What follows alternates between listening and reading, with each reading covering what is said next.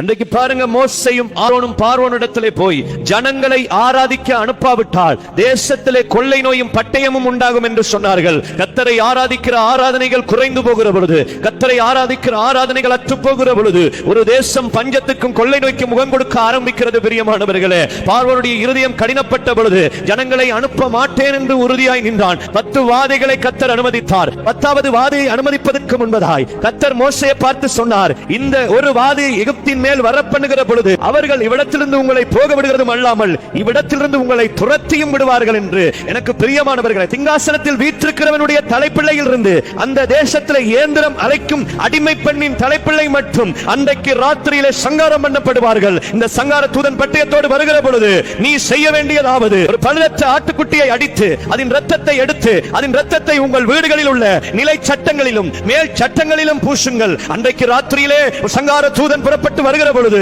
ரத்தம் பூசப்பட்ட நிலைகளை பார்த்து, ரத்தம் பூசப்பட்டு ரத்தத்தினால் அடையாளப்படுத்தப்பட்ட வீடுகளை பார்த்து, ஓ இது ரத்தத்தினால் அடையாளப்படுத்தப்பட்ட வீடு, இந்த வீட்டுக்காய் ஒரு பழுதற்ற ஆட்டுக்குட்டி அடிக்கப்பட்டிருக்கிறது என்று சொல்லி அவன் சங்காரம் பண்ண உட்பிரவேசிக்காமல் பின்வாங்கி போய் எகிப்தியருடைய வீடுகளை சங்காரம் பண்ணி எகிப்தியருடைய வீடுகளிலே அழுகுற சத்தம் கேட்டது. பிரியமானவர்களே, எனக்கு பிரியமான தேவஜனமே, அன்றைக்கு ரத்தத்தினாலே அடையாளப்படுத்தப்பட்ட வீட்டை பார்த்து சங்கார தூதன் அழிக்காமல், ஓ இந்த வீடு ரத்தத்தினால் அடையாளப்படுத்தப்பட்ட வீடு என்று சொல்லி பின்வாங்கி போய் வாதை அந்த கூடாரத்தை மேற்கொள்ளாமல் இருக்குமா இருந்தால், இன்றைக்கு நம்முடைய வீடுகளிலே வாதை நம்முடைய கூடாரத்தை அணுகாதபடிக்கு ஒரு ஆடு அடிக்கப்பட தேவையில்லை, ஒரு மாட்டின் ரத்தத்தை பூச தேவையில்லை. நம் எல்லாருக்காகவும் ஒரே இயேசு உலகத்தின் பாவத்தை சுமந்து தீர்க்கிற தேவ ஆட்டுக்குட்டியாகிய அவர் கல்வாரி சிலுவையிலே அடிக்கப்பட்டு அவருடைய ரத்தம் இன்றைக்கு நம்முடைய கூடாரத்திலே மாத்திரமல்ல, நம்முடைய ஆவி ஆத்மா சரீரம் முழுவதிலும் தெளிக்கப்பட்டு இருக்கிறது. இந்த ரத்தம் நம்ம மேலே தெளிக்கப்பட்டு இருக்குமா இருந்தால் அதனால நிச்சயம் வாதை நம்முடைய கூடாரத்தையோ நம்மையோ அணுகாது. பிரியமானவர்களே,